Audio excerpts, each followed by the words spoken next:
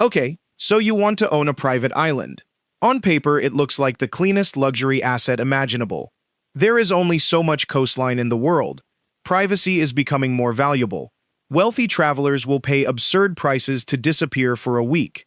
And unlike a yacht, the island does not sail away, sink at the dock, or lose half its value the moment you take delivery.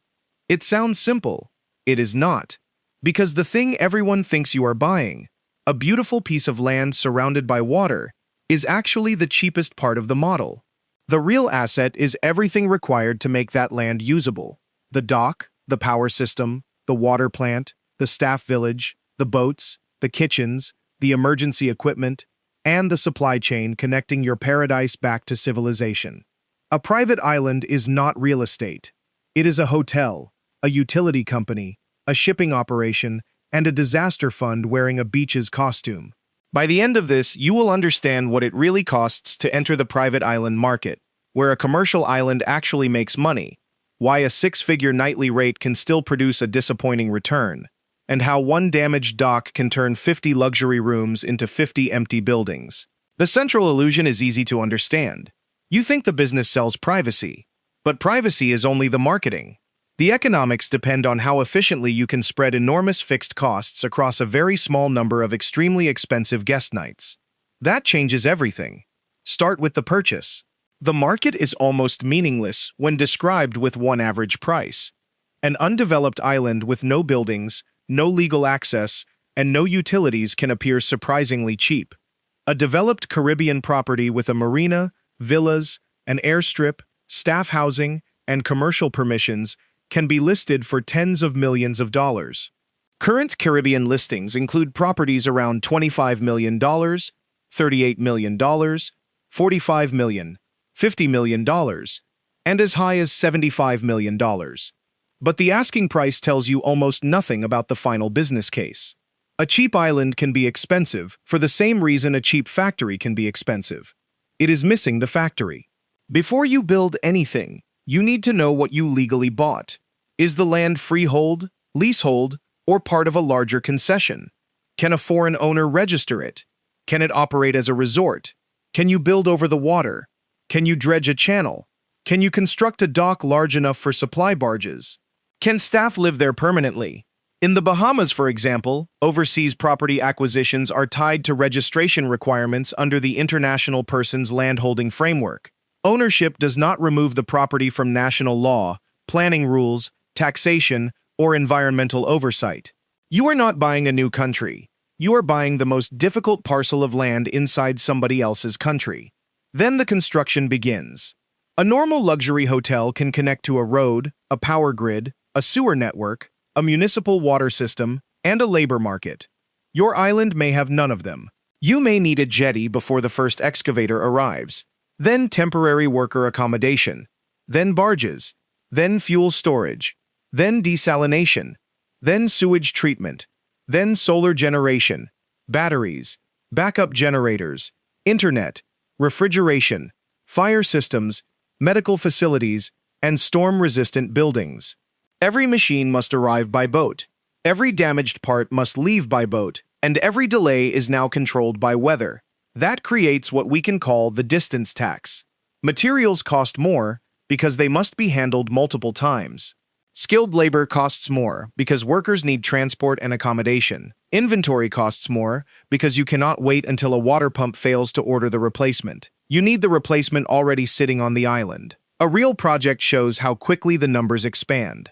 On Hook Island, in Australia's Whitsundays, a new owner acquired a 25-year lease for more than $10 million and proposed another $20 million for a 39-cabin resort.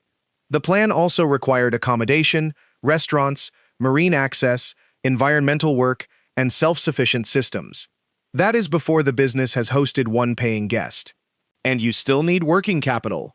A mainland hotel can reduce staffing, delay purchases, or source emergency supplies locally.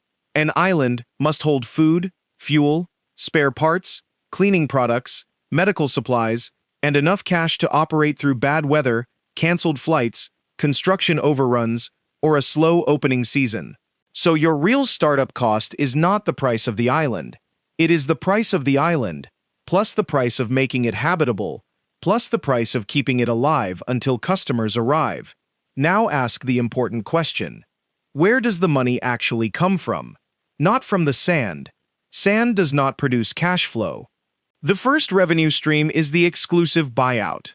Instead of selling one hotel room, you sell control of the entire property for a night, a week, a wedding, a corporate retreat, or a family gathering. This gives the guest something a normal resort cannot easily offer. No strangers, no shared pool, no public restaurant, no uncertainty over who is staying next door. That scarcity creates pricing power, but it also changes what the customer expects.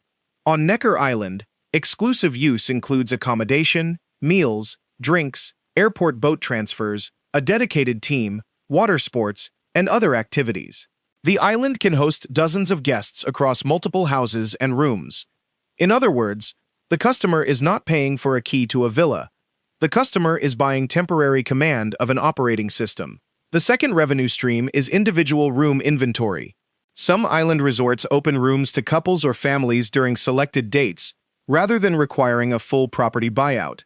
Necker Island's published 2026 individual stay rates range from roughly $4,100 to $9,400 per room per night, with meals, drinks, transfers, and activities bundled into the experience. This matters because a resort with 20 villas does not need to choose between selling the entire island and remaining empty. It can change the product. During high-demand periods, it can sell exclusivity. During selected weeks, it can sell rooms. For weddings, it can sell an event. For companies, it can sell a retreat. For yacht owners, it can sell docking, food, transfers, and services. For property buyers, a larger development can sell villas, management contracts, maintenance packages, and participation in a rental program. The visible product is the island. The hidden product is flexible inventory. And this is where the model becomes more sophisticated than it first appears. A successful operator is not simply charging a high price. It is packaging the same fixed infrastructure into different products for different buyers. One week, the island is a private home. The next week, it is a boutique hotel. The week after that, it is a wedding venue. Same dock, same power plant, same kitchen, same staff housing, different revenue wrapper. But there is a trap. Many of the things that look like additional revenue are already included in the price.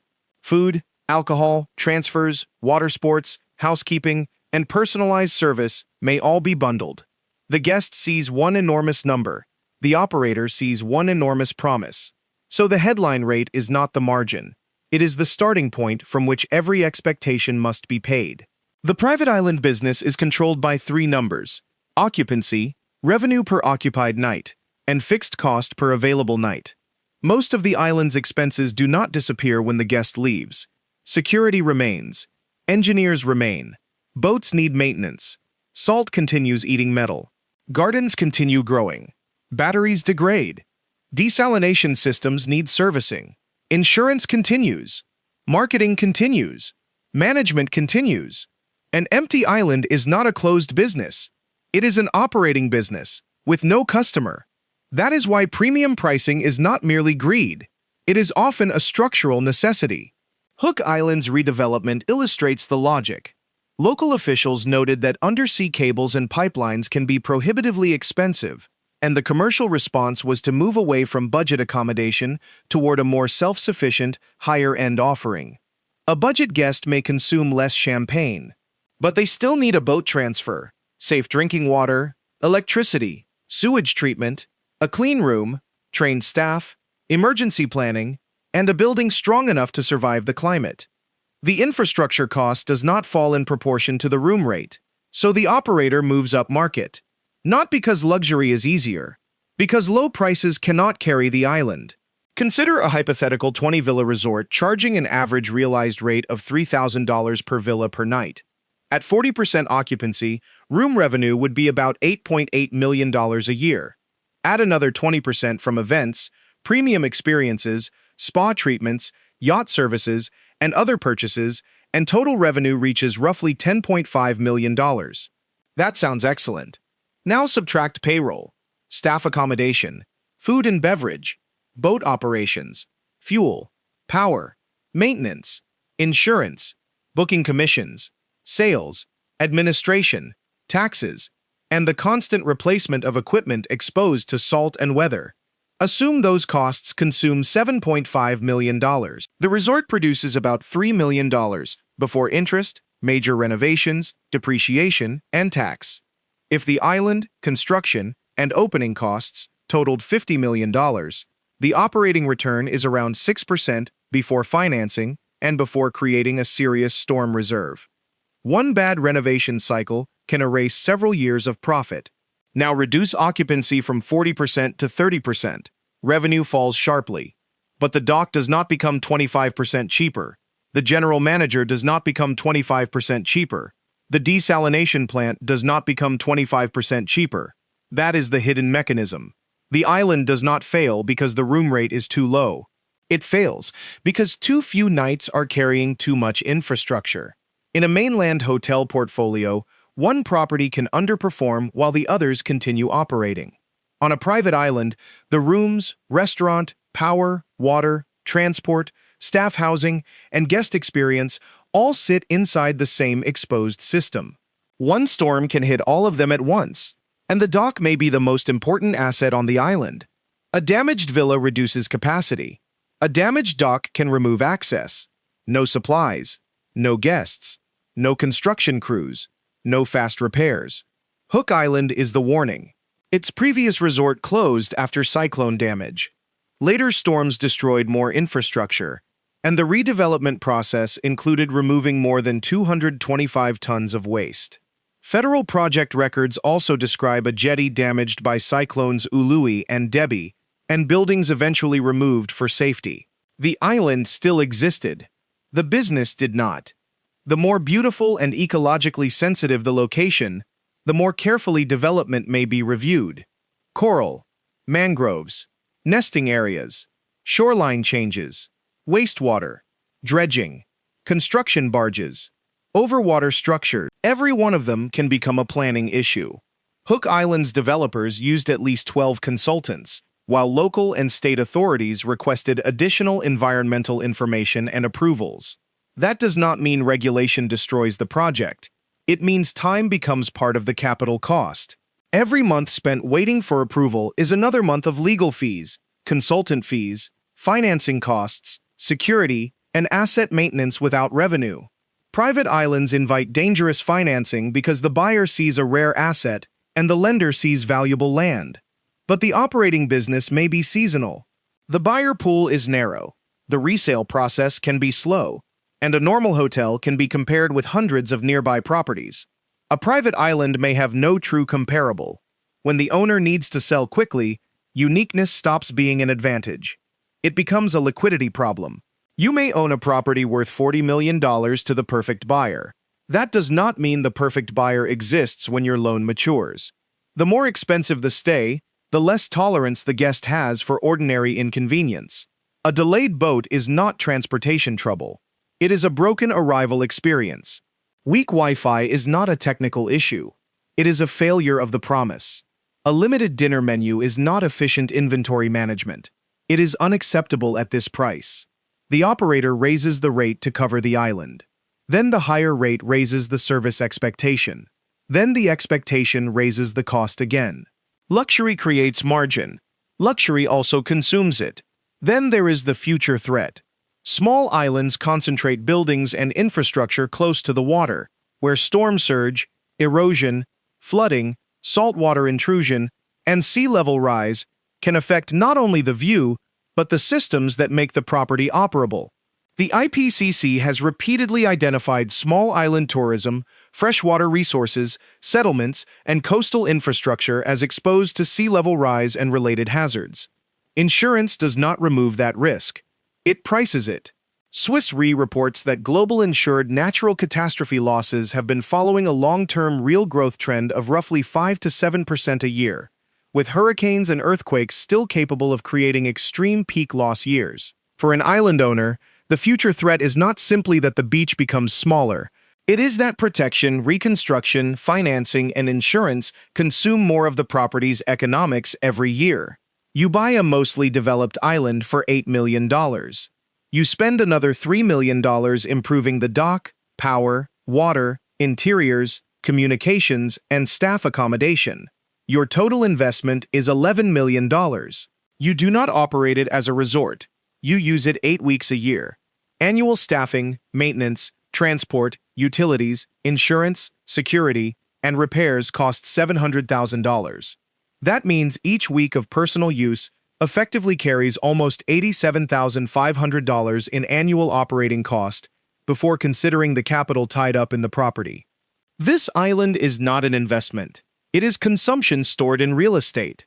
There is nothing wrong with that, provided you understand the deal.